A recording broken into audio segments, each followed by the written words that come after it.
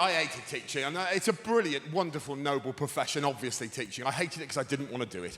The only thing that got me through those years were children, because some of you parents will know, children are wonderful and weird. I used to teach a class in North London. You'll think I'm exaggerating this. I'm not. This is just one class I'm talking about. They were the strangest group of human beings I have ever seen assembled in one place, right? They were the strangest group of human beings ever in one. I include all of the series of Big Brother in that, right? I'll talk you through some of them. There was a child called Marwood in that class, which isn't a real name, let's be honest. He was absolutely on a different planet to the rest of us. I'll prove it. I once said to him, Marwood, what are you going to do when you leave school? Straight away, he said, well, I'm going to be one of two things, sir. I'm going to be a gynecologist or a train driver.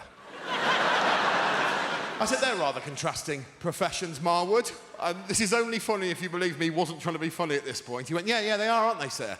I suppose at the end of the day, I just like tunnels.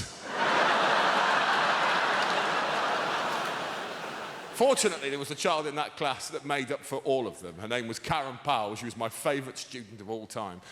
She was 11 years of age, this big, and had two fascinating characteristics. Number one, her internal compass was buggered, right? So she was 10 minutes late to every single lesson, and the school wasn't that big. 10 minutes late.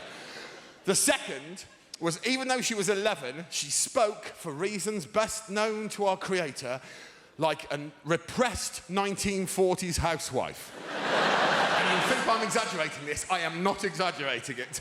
She would come into my class like this, hello, sir, how are you today?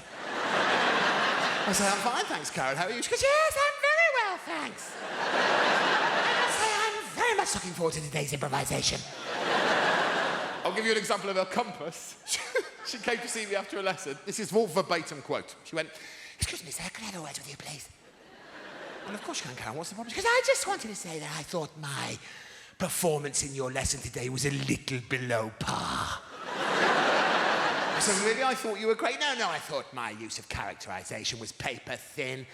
Thought the way I moved around the space was appalling.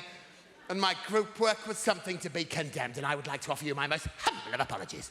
I said, you listen to me, Karen pal. You never need to apologise to me. You are my favourite pupil. Because you make me laugh my head off. Now go outside and enjoy your lunchtime. You've deserved it. She said, you know what? I think I will. I turned round at that point to do a little bit of admin, ladies and gentlemen. Karen was then faced with a choice. She could leave my room via the only exit, or she could go into my costume cupboard. I don't know what happened, but for safety, I'll tell you this. I locked my costume cupboard before I went for my lunch. Then I went away for a whole hour.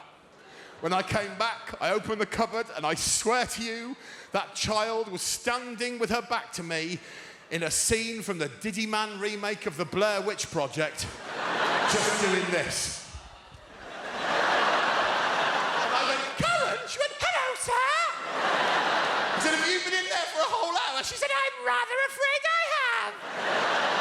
I said, oh my God, I am so sorry. She said, don't you apologise to me. I've only got myself to blame. I'll see you later.